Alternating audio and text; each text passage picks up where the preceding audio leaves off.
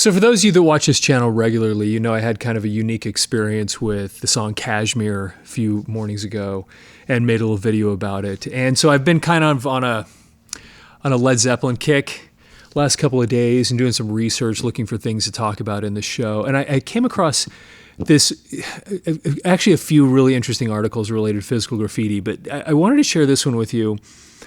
And this comes from the Suffolk News-Herald from Friday, March 28th, 1975. This is basically about a month after Physical Graffiti came out. And it was just kind of this interesting article about how the album just kind of instantly took off and why it did. And it just has a couple of kind of interesting things I want to talk about that if you're a Led Zeppelin fan, I think you'll find this interesting. And it's one of these things that actually could lead to a bigger discussion on why some of these things happen the way they do. But anyway, it's not a very long article. I think you'll enjoy listening to this. And so let me share this with you. So the title is Led Zeppelin's Instant Gold by William Lafleur. It's from the United Press. Led Zeppelin's latest album is an instant gold record. More than $1 million worth of physical graffiti were sold as soon as they reached the retail counters. This news will come as no surprise to the vast Led Zeppelin followers who created mob scenes during the British rock group's first visit to America in February in 2 years. In New York, 60,000 tickets were scheduled to go on sale on January 6th, more than a month in advance of the four-man group's concerts at Madison Square Garden. Now, that's the first thing that's kind of interesting. A month in advance of a concert. Do you remember when it was like that? Because, and again, this goes back to 1975. When I started going to concerts, which would have been in the 80s, it was really, I don't know that it was ever really more than a couple of months out that the tickets would go on sale. But now it's so often that tickets are going on sale a year in advance. And it's kind of interesting how that has morphed. And there's probably a lot of stuff behind all that too, which we could go into on another time. But anyway, I just thought that was interesting that they just pointed to point that out here. Okay, fans began lining up in 30-degree weather almost 3 days before the sale, causing the Garden to open the ticket windows to prevent rioting. That's another thing that's pretty interesting, and I think it's in some ways it's unfortunate that we lost that. Look, I love the convenience of being able to get online and buy tickets. I mean, it makes so much about that just makes life easier than going to a ticket counter like we used to. But there was something kind of awesome about knowing tickets were going to go on sale at a particular day and sleeping out. I don't know that I did it more than a couple of times, but I had friends that would go line up.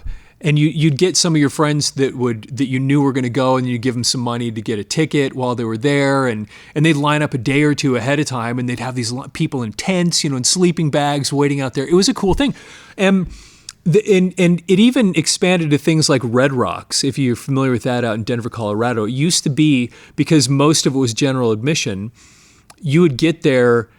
You'd sleep out the night before in some cases, so that when it opened up in the morning, you could go in and find the best seat. And I remember it was such a cool thing, because you would go up there, they'd open the doors, I don't know what it was, 9 or 10 in the morning, and then you just spend the day with all your friends at Red Rocks. You get there early to get the good seats, and there was something really awesome and communal about that experience that I don't know that exists. Well, it definitely doesn't exist like it used to.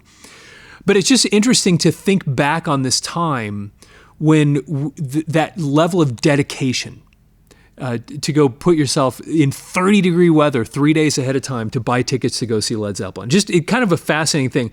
And I'm not a proponent of it. That's not what I'm saying, other than we do lose something when you remove that. There was something kind of special about that experience that doesn't exist anymore. I wouldn't do it now. I'm in my 50s. There's no way I'd go sleep out for tickets somewhere. But when you're a kid, there was something really cool about that experience. Okay, Let's see here. So during their 6 performances at the Garden and the Nassau Coliseum, the group performed before a total of more than 120,000, and uncounted thousands were unable to get into the buildings. And then if you're watching this rather than just listening to it, you'll see a typo, a clear typo here in this next paragraph. It says in 1573, 56,000 paid to see Led Zeppelin in Tampa. That's obviously supposed to be 1973. So I'll read it that way. In 1973, 56,000 paid to see Led Zeppelin in Tampa, smashing the old Beatles record of 55,000 at New York's Shea Stadium for the largest crowd drawn by a single group. Why does Led Zeppelin, which was formed 6 years ago, attract sellout crowds at a time when rock is losing some of its ground? And it's true, 1975, upheaval. Things were changing, and this style of music, when you go back to those early days of the Deep Purple and Black Sabbath and hear Led Zeppelin, there were so many other things that were kind of crowding it out. Yet Led Zeppelin had reached that status that why, as he said here, why does Led Zeppelin, which was formed 6 years ago, attract sellout crowds at a time when rock is losing some of its ground? Danny Goldberg, who, as vice president of Swan Song, handles many of the group's affairs, said he believes guitarist Jimmy Page, drummer John Bonham, lead singer Robert Plant, and John Paul Jones, who handles the bass and keyboards, look to the future instead of capitalizing on the past. Now, this is the part that almost merits a bigger discussion. And I'd love, as I read this, think about this, and I'd love to get your feedback down in the comments. What your thoughts are on what he has to say here. Again, this is why I wanted to read this, because of this part right here. And so anyway, this is Danny Goldberg from Swan Song. Many groups, when they become big, do major tours that make a lot of money, but don't offer anything new to the fans, and so the groups can never break their own records or be that big again, Goldberg says. Zeppelin always give their fans something new. They don't play nostalgia, but for today with new material, new love and new energy, so each time they come back, they're twice as big as they were the last time. The press and the promoters are always surprised, but the new kids knew it all along. Led Zeppelin is a group whose popularity comes from the kids, not from the media. Okay, now, there are 3 or 4 different things that could lead to big discussions just in those 2 paragraphs. And I think he's mostly wrong about this.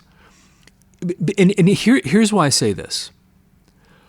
Because most groups, not all, but most groups, by the time they get 6 years into their career, they have lost their way. And the new music that they put out, they become rich and famous and whatever, and the new music that they put out starts to stink. And so they have no choice but to live on nostalgia. And some people would probably, I know this from talking to so many people and actually just even reading comments on the videos that we put out, there's some people that believe that Led Zeppelin had lost its way at this point. That by the time they hit Houses of the Holy, that they were losing their way, but the strength of those first 4 albums were so great, it just kind of carried them through. And so, and that's not what I wanted to get off on, the point I wanted to make here. But the problem is not, in my opinion, the new material.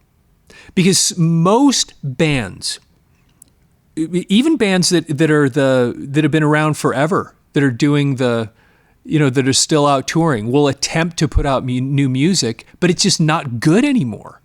It's not relatable. And it's partly gets back to, and this is the bigger picture that I wanted to talk about.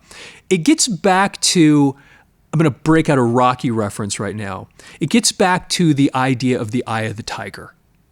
If you remember Rocky 3, that was the whole issue. Rocky he'd become so famous, and he'd won the championship, and he was the heavyweight champion, and then he'd fought over and over and over again, and he just got lazy. And he lost that drive, and he lost that thing, that energy that put him where he was in the first place. And so many groups, not all, but most groups, that's what happens. You know, how many groups do you know of that first album comes out and it is just brutal? Or maybe the second one, the first or second album comes out and it's just amazing. It's so great. And they never match it.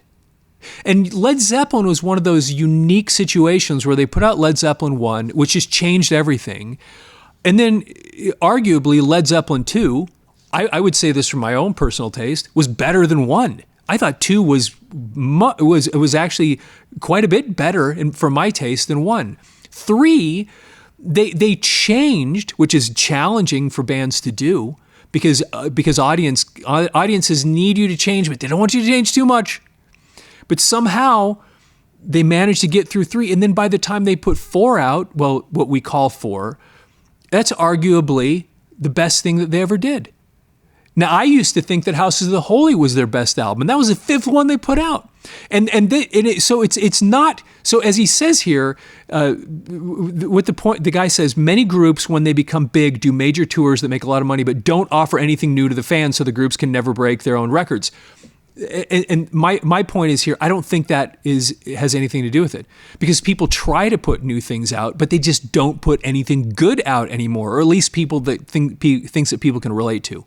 And Led Zeppelin was one of those unique situations where they just kept getting better. And there's some people, I know from videos that we put out on this channel and comments that people have made, there are people that think Presence was the best thing, it was one of the best things they ever did, if not the best thing they ever did. Just love that album. And that ended up in cutout bins. But the point is, they were consistently putting out really good stuff, and the stuff they put out early on had set them in legend status in such a way that they were able to even put out things that many people thought were subpar. And it's still, I'll give you another example of this in pop culture. Star Wars. Now, people will argue with me on this, but the first Star Wars obviously was great. I saw it in the theater. I'm that old.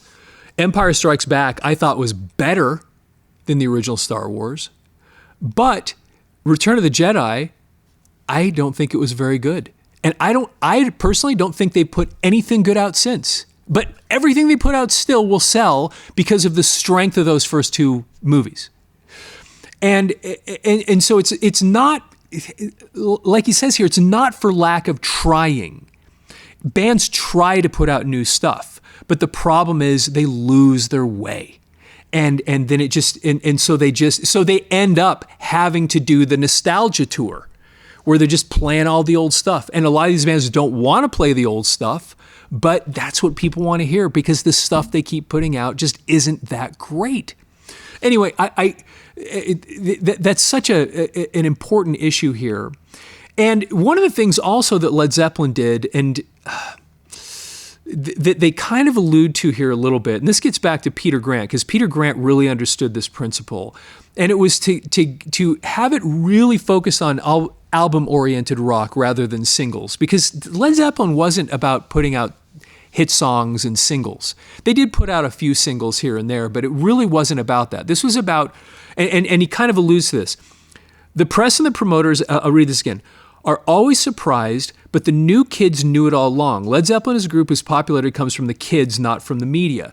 And the idea there, what I'm reading into that and how I understand this and how this applies to this bigger picture thing, is that it's a band almost of the people.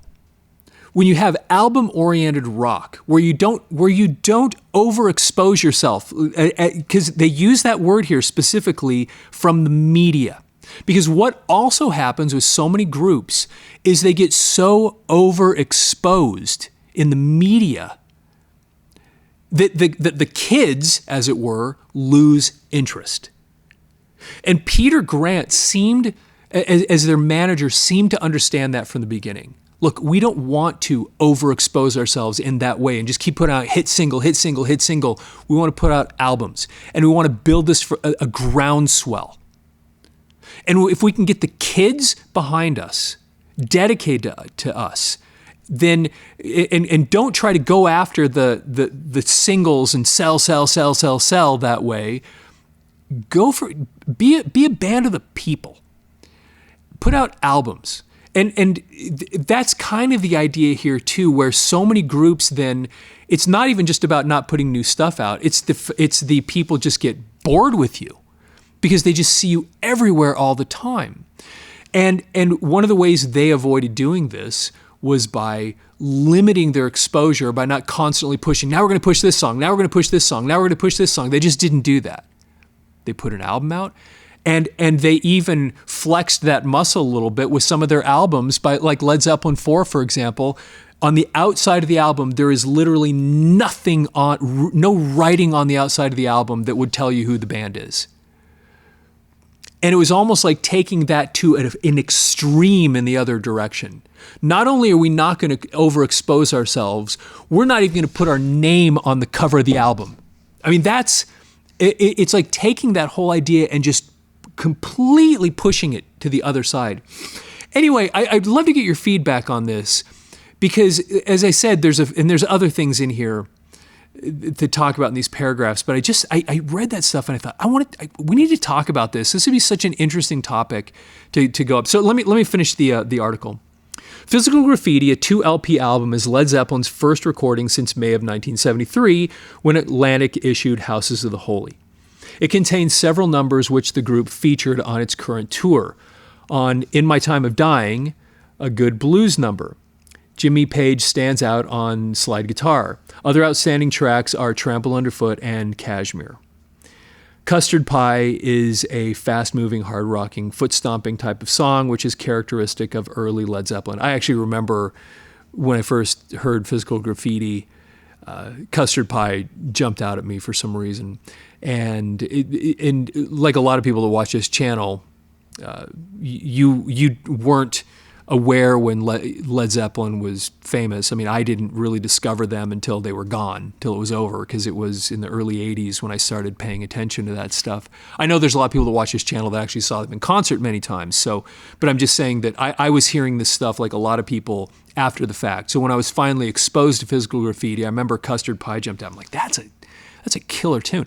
But arguably, and this is how I ended up finding this article, was just the word Kashmir, because the story I told a couple of days ago on one of the videos where I had that experience at 4 o'clock in the morning with that kid listening to Kashmir blaring out of his car, which I thought was kind of interesting. And that song, I think I saw a comment somebody put in one of the videos where, interestingly, that song sounds just as good today and relevant today as it did when it came out. And I tend to agree with that if that were released today as it was recorded, it would probably be famous again. It's just that good. And it's that unique. And it also,